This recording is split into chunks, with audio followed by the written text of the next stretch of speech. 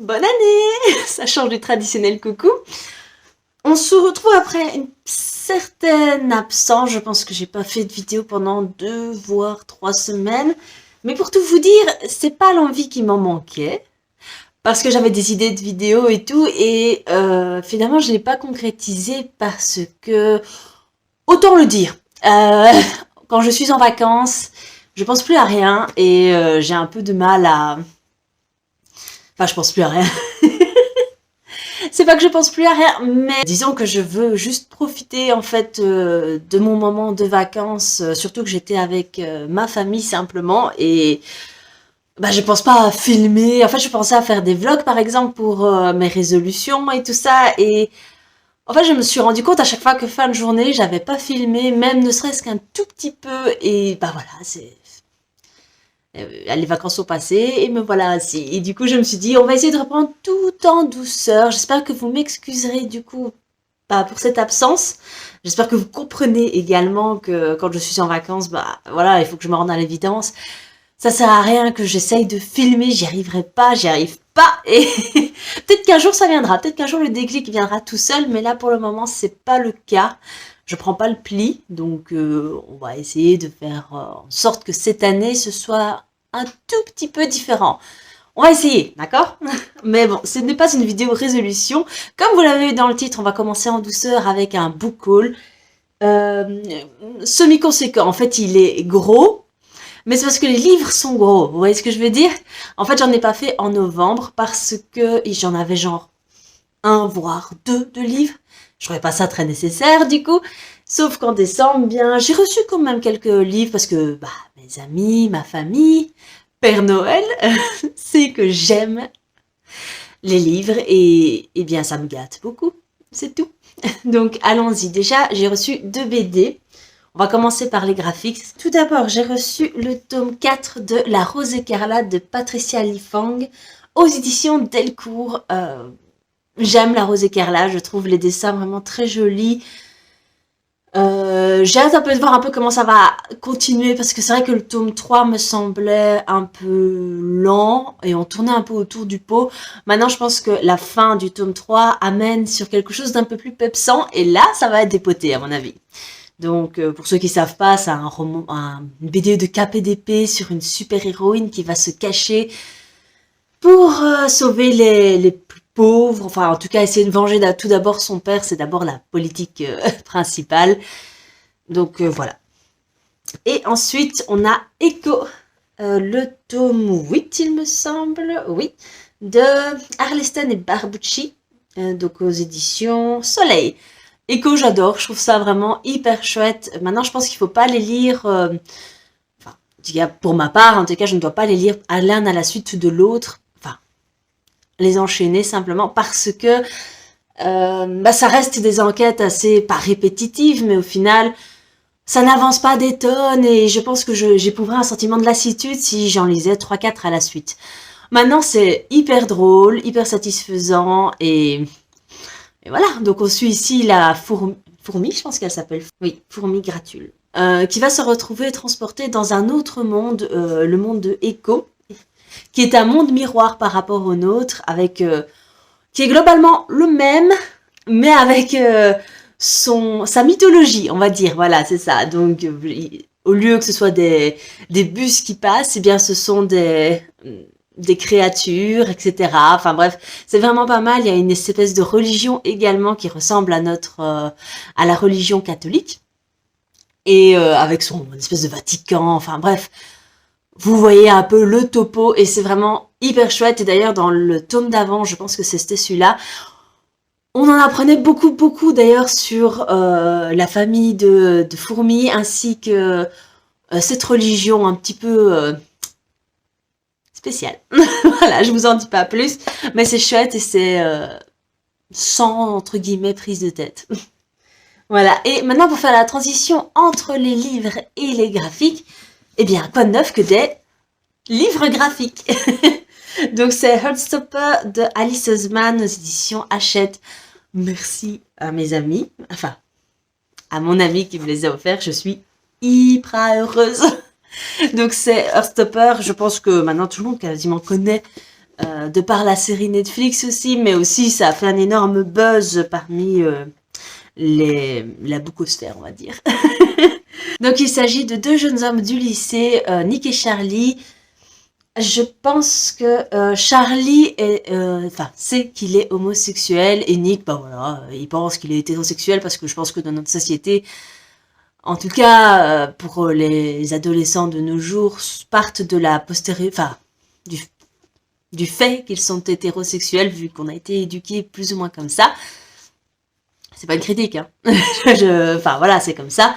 Et du coup, il va se rendre compte que peut-être, je dis bien, il aura des sentiments envers Charlie, qui lui, va trouver Nick hyper sympa.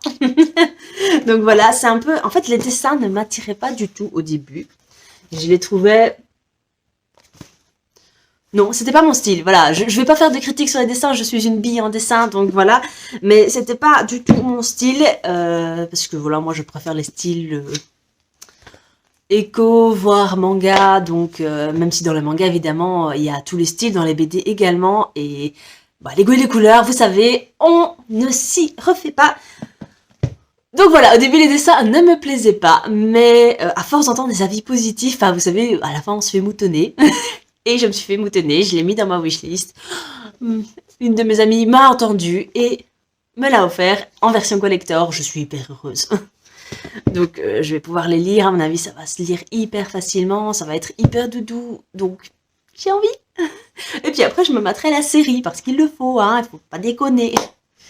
Donc voilà, et mon autre ami le même jour m'a offert l'intégrale de la sélection dans la collection R de Kierakas. Donc je suis hyper heureuse, c'était cette version-là que je voulais, elle le savait. J'ai des amis en or. Avec toutes les paillettes et tout, je love les paillettes. Donc voilà, c'est la sélection, ça commence déjà à dater un petit peu, la trilogie. Même si je sais, il y a des spin-offs, bref, vous savez. Mais ça fait des années que j'ai envie de la lire et des années que j'ai pas acheté. Donc voilà, et quand ils l'ont acheté, et quand ils l'ont sorti en intégrale, en version collector, j'étais trop heureuse. Enfin, vous voyez quand même, c'est hyper beau quoi. Donc la sélection, si je me rappelle bien, il s'agit d'un monde dystopique où on va suivre cette héroïne au prénom très... voilà, c'est pas très original on va dire, elle s'appelle America Singer, et je pense, du coup qu'elle vit en Amérique, et qu'en plus elle chante. Voilà, badaboum. Je pense que l'autrice s'est pas cassé beaucoup la nénette pour trouver un nom et un prénom à cette damoiselle. Mais enfin bref, ici, je pense qu'elles vont devoir concourir, donc je pense que c'est ça. C'est 35 candidates, une couronne, la compétition de leur vie. Sauf qu'America Singer, elle n'a pas envie de participer parce qu'elle est déjà, je pense, amoureuse d'un autre homme. Et voilà, en gros, c'est un peu le deal. C'est le point de démarrage, donc on verra bien un petit peu ce que ça va donner, mais il y a eu quand même des bons avis. Je pense qu'il faut pas que je parte du postulat que ça va changer, c'est le livre qui va changer ma vie, mais un petit peu comme The Book of Ivy ou Elia la passeuse d'âme, je pense que je vais passer un excellent moment, si j'ai... Voilà. Donc j'aimerais bien passer un excellent moment, on va essayer pour... Voilà. Maintenant on passe au bouquin. Tout d'abord, il fallait, c'était Crescent City, le tome 2, donc c'est Maison du ciel et du souffle de Sarah J. Maas. J'ai pas encore lu le 1 et le 2 est tout aussi gros. Mais ils sont tout aussi magnifiques. Donc je crois que ça va faire partie de mes résolutions. Il faut au moins que je lise le 1, il faut pas déconner. Ils sont trop beaux pour être vrais. Regardez cette beauté. En plus j'ai envie de faire partie de cet univers, j'ai envie de lire, j'ai envie de voir cet engouement des gens qui l'ont aimé. Et de rentrer dans cet univers qui est fantasy, je crois, je ne sais plus, mais qui est hyper complexe apparemment, et je veux mon neveu. Bref, pour continuer sur De Saxus, il y a aussi également L'héritage des sept îles d'Adaline Grace, donc toujours aux éditions De Saxus, ça c'est le tome 2, et la fin du coup de la duologie Le Trône des Sept Îles. Donc ça aussi j'ai trop envie de le lire, mais peut-être plus en été vu que ça parle plus de pirates, de mer, de magie. Donc l'été. Espérons que le tome 1 y passera en tout cas. Il faut vraiment que je le fasse. D'ailleurs je vais vous mettre une petite photo que j'ai trouvée sur Facebook je crois. Et ça me représente totalement. Bien sûr, je suis dans la colonne de gauche, hein. On est d'accord, hein. Oui. Alors, ensuite, on a le tome 3 et dernier tome de la saga de S.A. Chakraborty. Donc, comment s'appelle la saga? La trilogie de Daevabad. Toujours aux éditions de Saxus. Donc, voilà, je les ai pas loupés. Maintenant, j'ai la trilogie. Maintenant, il faut la lire. On parle de fantasy fantastique orientale, donc je veux mon neveu aussi, hein. Voilà, ça en plus j'en connais pas beaucoup. Je pensais au début que c'était une fantaisie orientale et puis j'ai lu le résumé du tome 1. Oui, je suis un mouton, on sait. Et j'ai vu que ça se passait, enfin, que en tout cas le tout début du tome 1 se passe au Caire. Donc, à mon avis, c'est plus du fantastique, je ne sais pas. Ou alors dans un monde parallèle. On verra, je me laisserai surprendre et je vous dirai quoi quand je l'aurai lu. Espérons cette année. Ensuite, eh bien, en faisant les magasins un jour, je me suis pris une après-midi pour moi, j'ai fait les magasins et je suis tombée sur la version collector de Sorcery of Thorns de Margaret Rogerson. Donc ici, c'est l'édition grimoire avec les pages vraiment dessinées comme si c'était un grimoire, pas édition grimoire. Vous voyez un peu le topo. Donc ici, il y a monsieur, madame, et c'est suffisamment rare dans ma bibliothèque pour que je le souligne. C'est un one-shot, donc il y a moyen.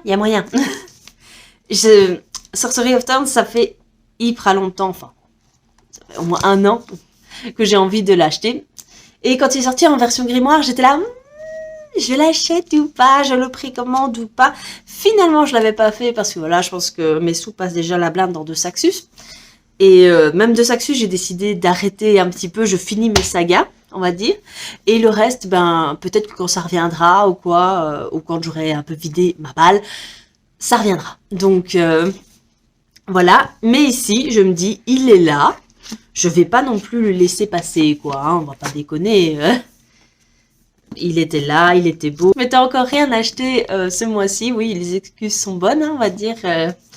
Donc voilà, je l'ai pris. Je pense que ça parle d'une monde fantasy où une jeune femme est une bibliothécaire un petit peu spéciale qui garde des livres un petit peu spéciaux. Et voilà, en gros, elle va devoir, à mon avis, protéger cette bibliothèque coûte que coûte. On verra bien. Et enfin, un petit Fairy Loot. C'est assez rare maintenant que je vous les présente parce que je ne suis plus abonnée à la Fairy Loot Box, que j'adore, que j'aimerais bien d'ailleurs. Mais j'ai déjà beaucoup de livres dans ma palle. D'ailleurs, certains livres, je n'ai encore rien lu de Fairy Loot, à part justement fin d'année où je me suis bougé les miches parce qu'on me l'avait mis dans mes livres à lire pendant 1 an. Et bah voilà, donc je l'ai lu. Je suis contente d'ailleurs, j'ai trouvé ça hyper chouette. Je pensais que c'était un one-shot ce que j'ai lu. D'ailleurs, si jamais, c'est Onyx and Ivory. Et c'est une duologie, je l'ai appris. Donc c'est hyper chouette, je suis hyper contente. Mais du coup, ça va faire encore un livre en plus. Hein. Mais donc voilà. Pourquoi je vous dis ça? C'est simplement parce qu'en fait, comme je ne suis plus abonnée au Fairy Loot Box, mais que j'en ai reçu pendant 6 mois, 1 an, je crois, eh bien, je me dois de continuer un peu les livres que j'ai reçus. Donc, les suites. Et ici, c'était The Dragon Promise de Elizabeth Lim. Bah, toujours aux éditions Oder and Stouten. Stouten? Je ne sais pas comment on prononce. Donc ici, c'est la suite de Six Crimson Queens, il me semble. Et c'est toujours aussi magnifique. Les éditions Fairy Loot, ils sont au-dessus des autres. Hein. Je suis désolée, mais moi, je peux pas. Hein. Regardez-moi ça. C'est... Ici. Voilà. Hein. Je pense qu'il n'y a pas photo. On peut pas dire que c'est moche. Vous pouvez artistiquement ne pas aimer, mais quand même, quoi. C'est vraiment juste... C'est sublime. Il n'y a rien à dire, vous pouvez rien dire. Non, mais c'est aussi, c'est une duologie aussi, il me semble. Je pense que Elisabeth Lim fait quasiment que des duologies. Elle en avait fait une autre qui était vendue par Fairyloot aussi intégralement, et ça, je l'ai pas pris. Pour les mêmes raisons que j'ai exposées tantôt. Donc, voilà. Mais ici, je devais quand même prendre la suite. Donc, elle est prise, elle est là, il n'y a plus qu'à lire. Et Six Crimson Prince, je crois que ça vient d'un conte qui est revisité. Je ne sais plus exactement le résumé. Si vous voulez, vous allez voir. De toute façon, je mettrai les liens en barre d'infos. Et de toute façon, quand je fais des updates de lecture, je vous fais le résumé, évidemment. Donc voilà, ça c'était ce que j'ai reçu les 2 derniers mois. Et je pense que, à part encore un Fairyloot que je dois avoir, il n'y a rien d'autre qui presse. Mais c'est pas plus mal. Donc on va essayer de décaper un petit peu ma palle. On va essayer. Je suis bien partie. Disons que fin d'année, ça a été difficile pour moi de lire, toujours pour les mêmes raisons. Et puis, c'était Noël, Nouvel An, on avait la blinde de choses à faire et la lecture en a pâti. Disons que je préférais plus aller sur mes mantas, donc les comics en ligne, que plutôt de transporter mon bouquin partout. Voilà. Oui, je sais, il y a Nextory, etc., etc. On va essayer de voir. Mais j'ai peur de prendre Nextory comme je prends Audible, c'est-à-dire d'acheter des livres sur Audible, par exemple, qui ne sont pas dans ma palle. Vous voyez ce que je veux dire? Et là, il y a un problème avec moi. Donc, voilà. C'était aussi, voilà. J'espère que vous avez passé de merveilleuses fêtes. En tout cas, des fêtes qui vous correspondent, que vous aimiez ou non le social, que vous aimiez ou non fêter Noël, Nouvel An. J'espère que vous avez pu faire ce que vous voulez. Si c'est pas le cas, bien j'espère que vous avez pu vous en remettre. On peut pas faire toujours ce qu'on veut, j'en suis bien consciente et c'est pareil pour tout le monde de toute façon. Donc voilà. J'espère aussi que vous ne m'en voudrez pas trop toujours de mon absence et que vous comprenez le comment du pourquoi. La semaine prochaine, j'essaierai de revenir avec mes résolutions. Pour ça, il faudrait que je mette mes amis au travail, parce qu'ils vont devoir me choisir 8 nouveaux livres à lire, donc et vous verrez un peu ceux que j'ai lus. Oui, je sais, c'est pas glorieux, désolée. Donc j'espère qu'ils voudront encore bien. En attendant, je vous souhaite bien une bonne journée, une bonne semaine, et je vous dis à bientôt. Bisous!